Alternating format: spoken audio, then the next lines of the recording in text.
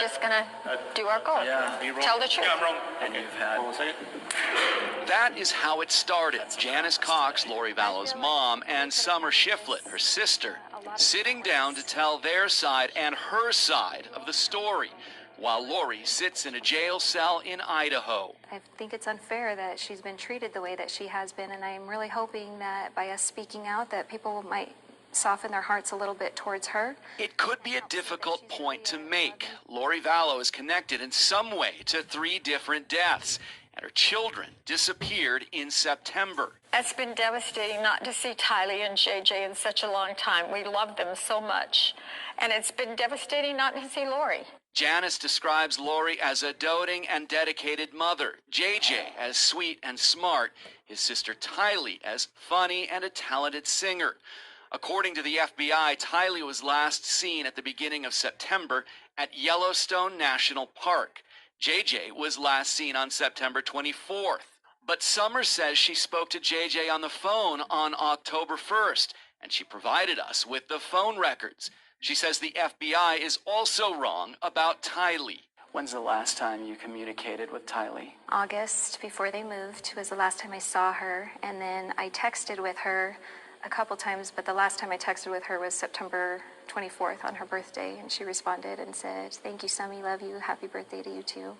And that date is significant because the FBI says that she has not been seen since the beginning of September. Do you believe that that was Tylee who was texting you back? I don't really have any way to know. I like to believe that it is. Do they know where the children are today? Do they think Lori has a dark side or joined a cult? Janice, Summer, and Lori's niece, Melanie, answer all of our questions over the next 2 days. But we'll leave you with this for now. Is there any part of the dark recesses of your minds that say, maybe she cracked and maybe this is not going to end up well? We have gone through those scenarios probably 100 times. If something has happened to those children, it is not by her doing. So it's one thing for them to say they believe Lori Vallow. It's another thing for them to convince other people. And tomorrow night, we're going to hear the narrative that they lay out. Whether you believe it or not, it's going to be up to you. But we're going to let them explain the narrative. We're going to challenge them on it, that Lori is innocent and that the children are alive and well today. Scene, Jared, back to you guys. Morgan, can you give us a little of that now? Because nobody's seen these kids in about 8 months or so. So how can they possibly think the children are alive? How can they think Lori's innocent still?